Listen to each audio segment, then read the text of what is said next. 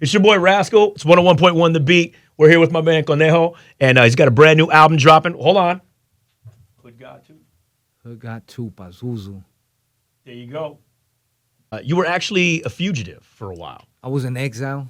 There you go. I was on a journey close to like 15 years. But within, and I think it's important that within that 15 years, what did you accomplish in that 15 years? Because you kind of turned it around, like rather than doing dirt and doing bad shit and hood shit. Well, the thing is, we turned the negative into a positive, and we established the brand, and then.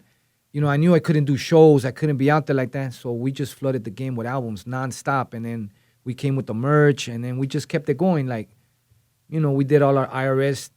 We did everything legit so that, like we wouldn't have more eyes on us than we had to, But that's that. You know what it is? It's that's that. When you said your dudes put you on game, not only just the music game, but that's a business mind. Yeah, that you had, and you used that kind of business savvy while you were. Most people on the run, they ain't trying to, what I'm saying, like they're doing dirt. They're trying to, trying to just stay ahead of flow. But you kind of flipped it the other way. Yeah, low key with it, but we were doing our thing. And you're low key with it, man. You feel merch and albums and shit. Come on, that's awesome. But I stayed out. Okay, yeah, you stayed out of trouble though. Yeah. And we just we were ready. Dope, like we were like preparing. Like we knew that it'd come to an end eventually. Right. And then that's what happened.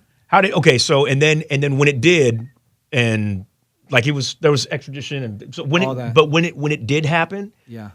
And you were, because you were sitting, you were down for a minute while you were waiting for this thing to be. I was there for like about a year and a half. Okay. I had I had a good lawyer, a good attorney, Jewish attorney. Aren't they? And he just, he went in there and they had it laid out. They knew what they had and what they didn't have. So, he worked that out to where I went to court one day. I didn't even know. I just went to court one day. He goes, I got this deal for you. You walk out of here right now. I walked out of there in a paper jumpsuit, some black Crocs, and my boy over there, handed me some funds. And he's like, let's get to work. And then a week later, I was already in the studio. I took a week off because I didn't see my family. Right. No, I know what that's about. That's that close homecoming, to like man. 17 years almost, like 15 and then the 1 year and a half in there. And then, so everything was already in play. Now I'm here. Then we've been doing shows. We've been all over the, back and forth the U.S. So when you're doing shows, and then when did you want to make the jump into movies? Because I know that there's this is something we can't really talk about. Yeah. I understand, but I'm saying like you did make the jump into movies, and you've been doing stuff. This would happen. David Ayer, the director, right? He's my boy. He grew up in my neighborhood. He's from my neighborhood. He grew up 2 blocks away. I'm on 22nd and Catalina. He's on 24th and Budlong. 2 blocks. Let's say 2 blocks that way. Nice. So he's been my boy. We trained martial arts together for like many years. So I hit him up, and then he's like, "I'm gonna come see you." So we already had talked on the phone, so he came to see me, and when he came, he's like, "Already, I got the script. You're gonna be him." And I asked him like, "All right." I asked him a couple questions, and it's just like, "You start acting coach like next week. We go straight into rehearsal next week, and then it just went from there, quick." Wow. And then we knocked out the movie The Tax Collector with Shia LaBeouf, George Lopez, Lana Parrilla, and then it's just like. And that's pretty much all we can say about that, right? Yeah, for now. For now. Yeah, but David Ayer's movies. Yeah, David Ayer's right. The type of movies he's makes. So, it's that, plus it's like a family movie. So it's... Oh, that's going to be... That's nice, man. It's a Yeah, good twist on it. It's a good twist on it, so it's going to be dope. I'm with that. Hey, let me ask you this. I was, a few years ago... Yeah. When they have the hip-hop summits... So, and I just need to get your opinion on this. Like, so they have the hip hop summits, and then a few years ago they branched off and they started doing the Latin hip hop summits. All right. Okay, so I was on, some panels doing the Latin hip hop summits, and there was a couple people on there that didn't have like the opinion. And I'm on board with this too. Like Latin hip hop, I think that if we classify stuff as Latino hip hop or Latin hip hop, that we kind of keep ourselves in this realm when it should be hip hop as a whole. Like we don't need to be competing with Latin hip hop. We need to be competing with hip hop. Period. Yeah. Like, what do you think about that? Like, what are your thoughts on that? Like, I feel like us, like I've been around before all those like labels came out. Right. So I've always like had my own lane. I never like tripped on nothing. I just do my and me, I've always like been out the box. Like Right. I do what I feel and Mm-hmm. I don't. I mean, they got all these titles. Yeah, that's cool. I'm with it, but at the same time, I'm doing my own thing. You know, so Right. you just I feel like the homies out there, they just gotta like, we gotta flood the game. We gotta come like an army and just like flood the front line and just Yo, go right through it. thank you so much for saying that because I believe this. Listen, with Latino, even comics Yeah. and music and this, dude, there's enough. It's almost like when someone gets some shine, someone else hates on them because they don't think oh, there's enough money out there for everybody. And the thing is, I think we need to take a cue from like the black artists that they all kind of like lock arms and they say let's get this money together. Yeah. And dude, I'm on board with that. Yeah. That's good that you like. So, do you have like a stable of people?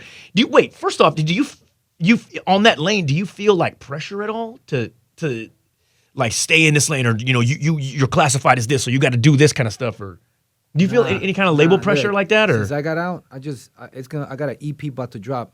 It's with a band. It's like some Rage Against the Machine, Limp Bizkit, No Linkin shit. Park type shit. I just recorded an EDM record, a whole EDM album. oh my god, I just been like, Dude. like I just, like I think out the box. I don't try to be boxed in by nothing.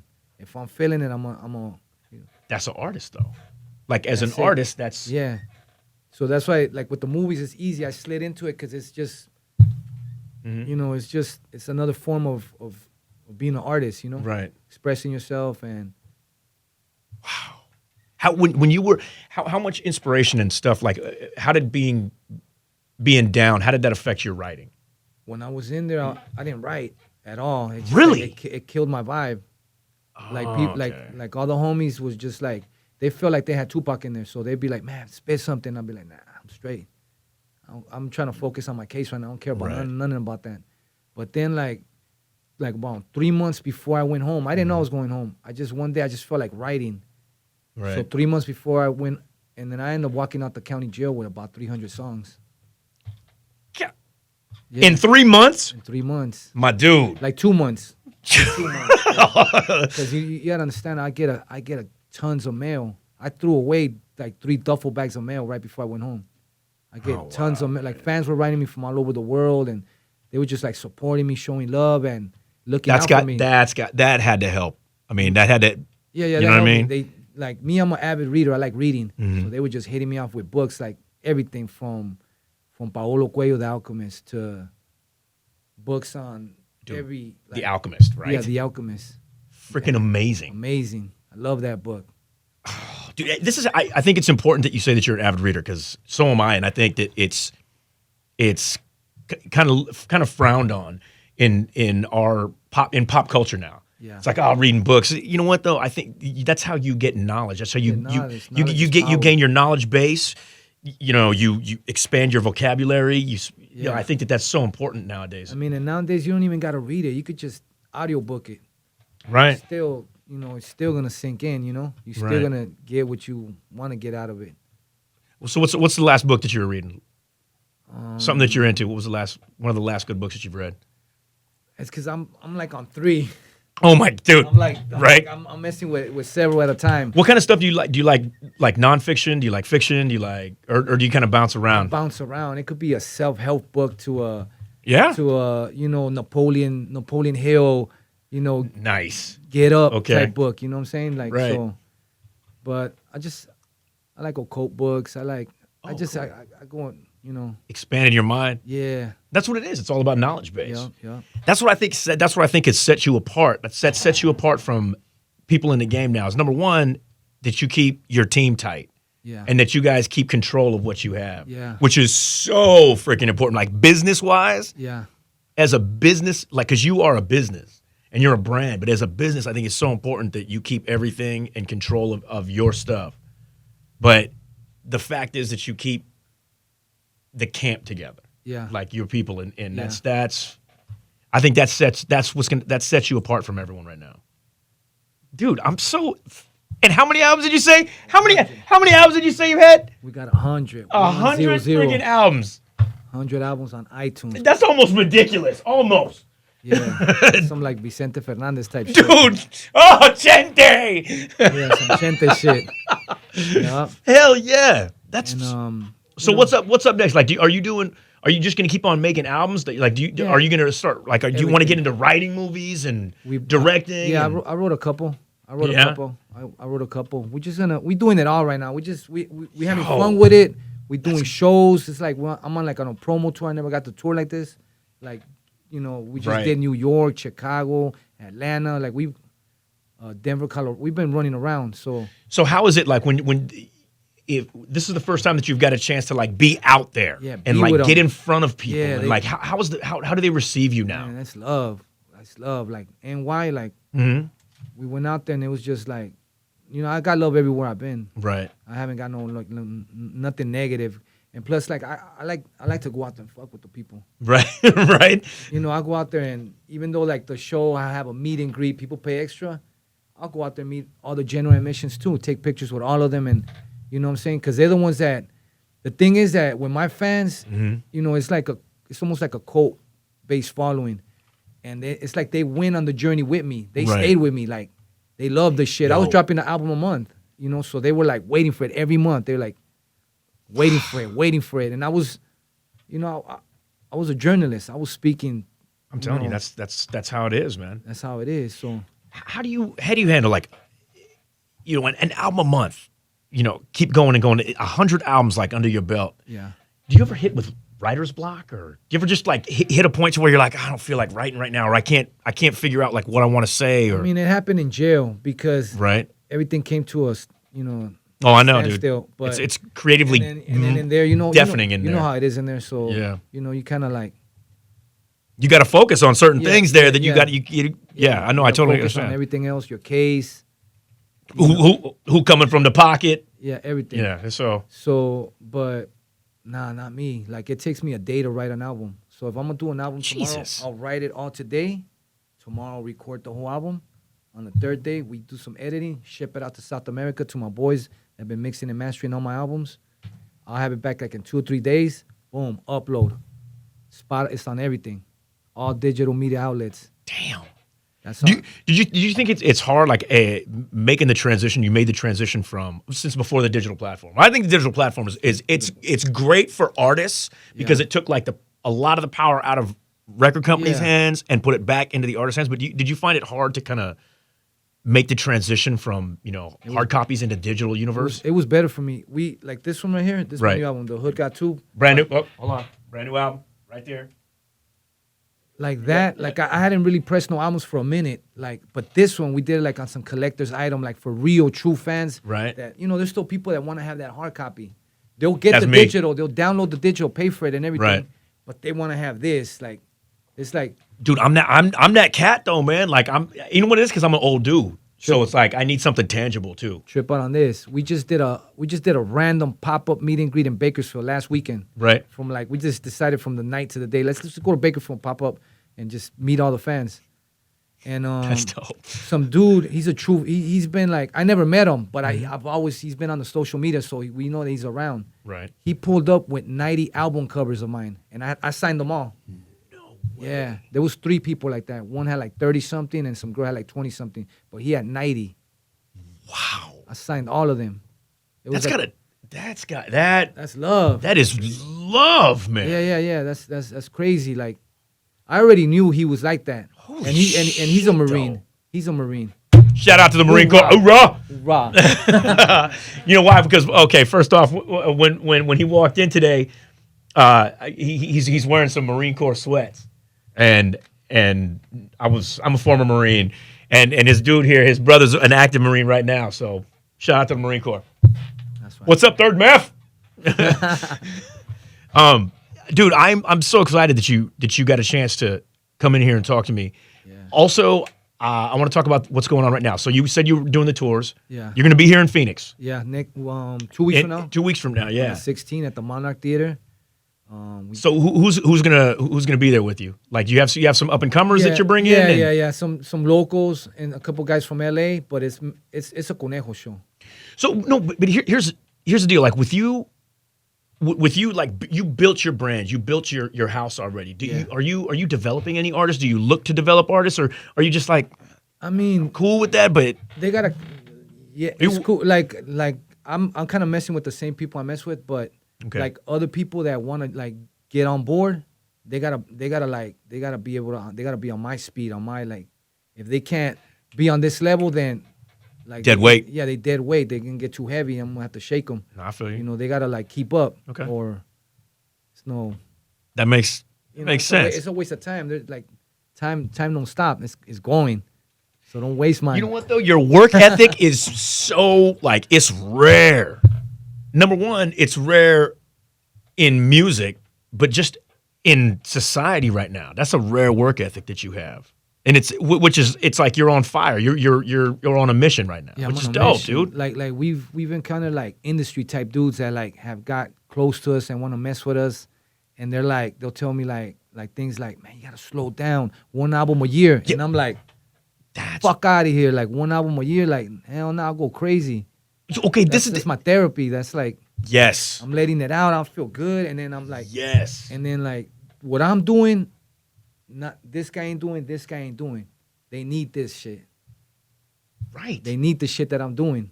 Or else I would have faded, and I haven't faded. I've stayed consistent 20 years. Dude, that's straight okay. The man, the myth, the legend. This is shit. exactly but this is what I'm talking about. Like when I say, do you feel pressure from like industry types, and because they want? I mean, we'll the sift industry. them out. The industry moves at a certain speed right now. Yeah. But the thing is too is they want to control. Nah. I think I have a conspiracy theory, and this is bad because I work in radio, but I have a conspiracy theory about music industry and labels. Yeah. And shit is that they want to control a narrative coming out of a certain Latino hip hop. They want to control a narrative. You have to stay in this box. You have to say these stories. You have to say, they don't want like empowerment.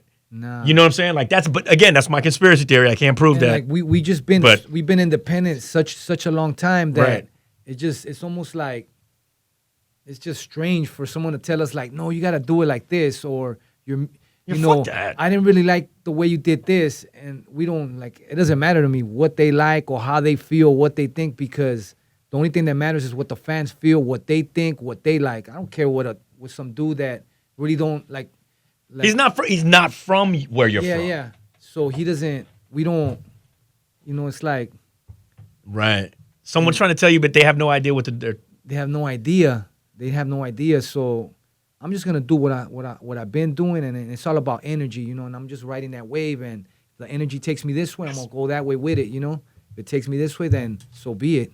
That's real shit. And then you can never like stop the flow of that energy. So right. If it hits a wall, I'm just gonna slide off to the side and then keep that, it's like water.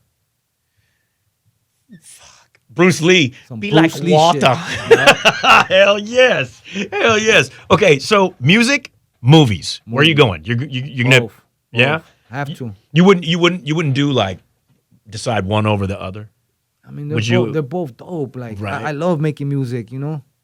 Like when we were shooting the movie, like that shit took up all the time because sometimes it was like 18-hour days, 16-hour days. Right. Calls at 2:00 in the morning. And then, long drives home and things like that. And once it was done, like a week off, back to the music, like nothing happened. Boom, boom, boom.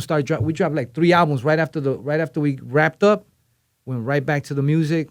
So on the dead time on a set, are you writing? Nah. No, you just concentrate on what's there. Yeah, what's there. When I'm doing this, I'm doing this. Like, you know what's crazy? Like you accomplish all this shit. You got 100 albums. You're on making movies, writing scripts, and. We all got the same 24 hours. I can't even get it's hard to scratch my ass when I get up in the morning, man. I have a hard time doing half a day here at the station, man. I mean, you just gotta I got a team. So my team, like, we move in unison. Right. Oh, that's good. You know, so. Right. Like my boy Jay right here, he's the one that runs the label. Like me, I gotta just come up with the music, but I get it. Okay. I'm all involved in this shit. My boy Prime does all of my designs, designs all my, So, but I'm all involved in it too, you know? The camp is important, though. The camp's important. I got the podcast about to drop. It's called Inside the Sinister Mind. No shit. Yeah. Where's it going to be dropping? What platforms? Every single platform. Spotify, Apple Music, everything. Right on. Yeah. What's it called? Inside the Sinister Mind. Inside the Sinister Mind. Podcast coming soon. Conejo. He's going to run it. All right? Dude, so, okay, I'm excited for you to come. Thank you so much for coming in. And I appreciate you taking the time. I look forward to the movies coming out. Your socials? You want to hit your socials? It's just Conejo.rapper at IG, Conejo.rapper at Facebook. My merch site is BonnarooNation.org. Right. And then my YouTube, where you could go. Right, yeah. People want to hear that free shit. Don't hate if it's free, it's me. Yeah. It's the Sinister Kingdom Music YouTube channel. Hey, Bonnaroo.org. BonnarooNation.org. BonnarooNation.org. Why the .org? I don't want to be like everybody else. I'm doing my shit different. Okay. Hey, I was just wondering. That was probably a dumbass question, but I was just wondering. I mean, I could have went with like .net. Yeah, .com, .net. But why? Like, if they doing that, I'm gonna do this. Let them do that. I'll do this. Okay. Type shit. Right on. I like that. I like that. Obviously, you have a problem with authority, and we can connect on that level. Yeah. Yeah. Right on.